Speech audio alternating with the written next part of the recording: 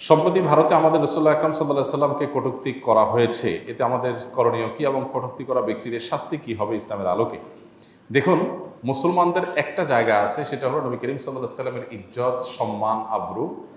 এই জায়গাটাতে মুসলমান কোনো কম্প্রোমাইজে যেতে পারে না।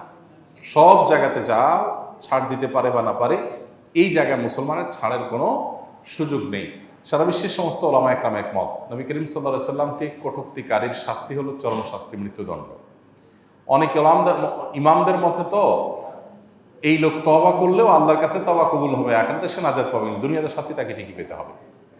যদিও এর বিপরীত মত রয়েছে যে তওবা করলে আল্লাহ তাআলা তওবা কবুল করবেন সব অপরাধের মতো। বিষয়টা এতটাই জঘন্য যে তওবা করলে আখিরাতে আল্লাহ তওবা কবুল করবেন এবং সে জাহান্নামে হয়তো যাবে না, কিন্তু দুনিয়াতে তার শাস্তি ঠিকই কার্যকরের কথা একটা শক্তিশালী মত রয়েছে ওলামাদের। তো এই যে ব্যাপারটা, এই ব্যাপারটা প্রমাণ করে যে নবী সাল্লাল্লাহু আলাইহি সাল্লামের অবমাননার বিষয়ে মুসলমান সবচাইতে সিরিয়াস থাকবে। আর ভারতের যে পুরোহিত নবী করিম সাল্লাল্লাহু আলাইহি সাল্লাম সম্পর্কে কটূক্তি করেছে, তার বিরুদ্ধে আমরা দেখেছি যে মুম্বাইতে মানুষ জমায়েত হয়েছে, খুবই ফেটে পড়ছে। আমাদের দেশ থেকেও আমাদের আওয়াজ তোলা দরকার যে প্রিয় নবী সাল্লাল্লাহু আলাইহি সাল্লামের অবমাননা পৃথিবীর যে প্রান্তেই হোক না কেন, মুসলমান তার জন্য কষ্ট অনুভব করবে এবং তার ক্ষোভের কথা সে প্রকাশ করবে। তার সাধ্য অনুযায়ী সেই অন্যায়কে প্রতিহত করা, এর বিরুদ্ধে প্রতিবাদ করার সে চেষ্টা করবে। এটা আমাদের ঈমানের দাবি। নবী সাল্লাল্লাহু আলাইহি সাল্লাম বলেছেন, লা ইউমিনু আহাদুকুম হাত্তা আকুনা হাব্বা ইলাইহি মিন ওয়ালাদিহি ওয়া ওয়ালিদিহি ওয়ান নাসি আজমাইন।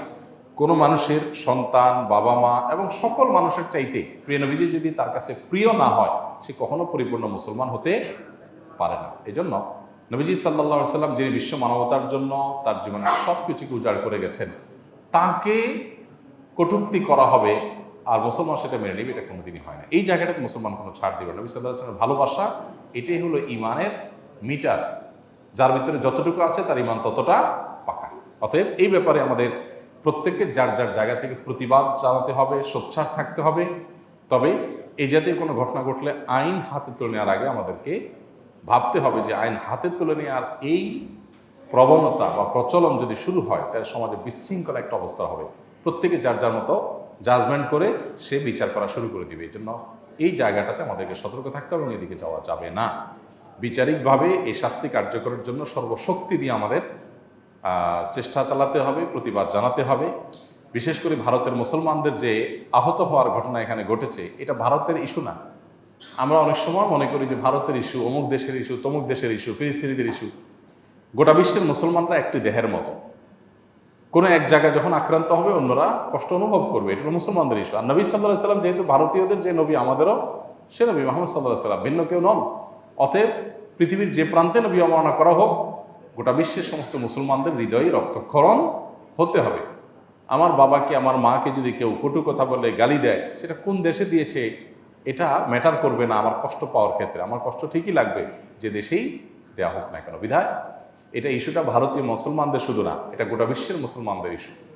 আল্লাহ তাআলা প্রিয় নবী সাল্লাল্লাহু আলাইহি ওয়াসাল্লামের সম্মান এবং মর্যাদা নিয়ে যারা ছিনিমিনি খেলতে চায়, তাদের দৃষ্টান্তমূলক শাস্তি আমাদের দেখে যাওয়ার তৌফিক দান করুন এবং ভারতের প্রতিবাদকারীদের যেন সফলতা অর্জন করতে পারেন আমরা মনে প্রাণে দোয়া করব এবং আমরাও আমাদের শান্তিপূর্ণ প্রতিবাদের মধ্য দিয়ে তাদের প্রতি সহমর্মিতা এবং সহমত্ব এটা আমরা প্রকাশ করবো ইনশাআল্লাহ তাআলা। পাঠ্যপুস্তক সংস্কার ও পরিমার্জন কমিটি নিয়ে আলেমদের তীব্র ক্ষোভ লক্ষ্য করলাম। কমিটি কি এমন করেছে যে কারণে আলেমরা এতটা বিক্ষুব্ধ? সত্যি বলতে আমাদের কোমলমতি শিশুরা তারা স্কুলে, মাদ্রাসায় কি বই পড়বে, এই পাঠ্যপুস্তক সংস্কার এবং পরিমার্জন করবার জন্য যে কমিটি করা হয়েছে, সেই কমিটির আসলে কোনো সিদ্ধান্ত এখন আমাদের কাছে আসেনি, যেটার কারণে ওই সিদ্ধান্ত নিয়ে বিতর্ক হবে। বিতর্কটা হলো যে এই কমিটিতে চিহ্নিত ইসলাম বিদ্বেষীরা রয়েছে। বরং আমি আরও ভালোভাবে বলতে পারি, ইসলাম বিদ্বেষী, ধর্ম বিদ্বেষী, সকল ধর্মের প্রতি বিদ্বেষ লালন করে এই টাইপের মানুষজন এবং ধর্ম সম্পর্কে মিনিমাম জ্ঞান তো নেই, বরং বিদ্বেষ আছে, এরকম মানুষজন এই কমিটিতে আছে। বিশেষ করে অধ্যাপক কামরুল ইসলাম মামুন এবং সামিনা লুৎফা, এই দুজনের কথা আমরা আলাদা করে বলতে পারি যে সামিনা লুৎফা তার ফেসবুক স্ট্যাটাসে পরিষ্কার করে তিনি সমকামিতার সমর্থন এর কথা তিনি ব্যক্ত করেছেন। তো একজন মানুষ, তিনি যখন এদেশের প্রচলিত আইন, সংবিধান এদেশের সকল ধর্মের মানুষের মূল্যবোধের বিরুদ্ধে যা দাঁড়িয়ে যায়, এরকম মানুষ কখনো এই দেশের মানুষের সন্তানরা কি পড়বে সেটা ঠিক করে দেওয়ার জন্য কখনো অথরাইজ ব্যক্তি হতে পারে না। এটা কোনো যুক্তিতেই হতে পারে না। এটা হলো চাপিয়ে দেওয়া। এবং সেই সাথে কামরুল ইসলাম মামুন এই ভদ্রলোকের নানা সময় ধর্মবিদ্বেষী নানা উক্তির কারণে সোশ্যাল মিডিয়াতে সমালোচনা হয়েছে, মানুষ বিক্ষুব্ধ। এইরকম একজন মানুষকে কেন দিতে হবে? দেশে মানুষের তো অভাব পড়ে নাই আলহামদুলিল্লাহ। অতএব এই জায়গাটা থেকে মূলত ওলামা একরাম বিক্ষুব্ধ। গতকালকে মানববন্ধন বোধহয় হয়েছে, ওলামা একরাম বিভিন্নভাবে কথা বলছেন যে পাঠ্যপুস্তক সংস্কার পরিমার্জন কমিটিতে এ ধরনের চিহ্নিত ইসলাম বিদ্বেষীরা যাতে কোনো অবস্থাতে থাকতে না পারে তাদের জন্য অপসারণ করা হয়, সেই জন্য ওলামা একরাম দাবি তুলছেন। এবং দাবিটা খুবই যৌক্তিক দাবি। বিশেষ করে যে ছাত্র জনতার বৈষম্যবিরোধী ছাত্র আন্দোলনের মধ্য দিয়ে সরকার গঠিত হয়েছে, যার পিছনে দেশের সর্বস্তরের সাধারণ মানুষদের, ধার্মিক মানুষদের বিরাট অবদান আছে। বিশেষ করে চিটাঙ্গড়ে বসে আমরা কথা বলছি, এই যাত্রাবাড়ি সহ এই সাইডটাতে মাদ্রাসার ছাত্ররা যদি রাস্তায় নেমে না আসতো তাহলে হয়তোবা আজ যে পরিবেশ আমরা পেয়েছি এটা পাওয়াটা কঠিন হয়ে যেত।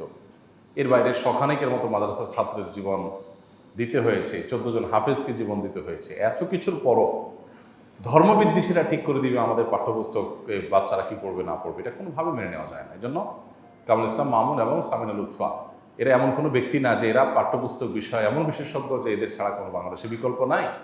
অতএব এদেরকে সরিয়ে সেখানে উপযুক্ত ব্যক্তি বসানোর জন্য ওলামা একরাম দাবি তুলছেন। খুবই যৌক্তিক দাবি যে কেন বিতর্কিত মানুষ থাকতে হবে এবং সে দায় কেন সরকারকে নিতে হবে। আমার মনে হয় যে সংশ্লিষ্ট মহল খুব দ্রুতই এই বিষয়ে বিবেচনা করবেন।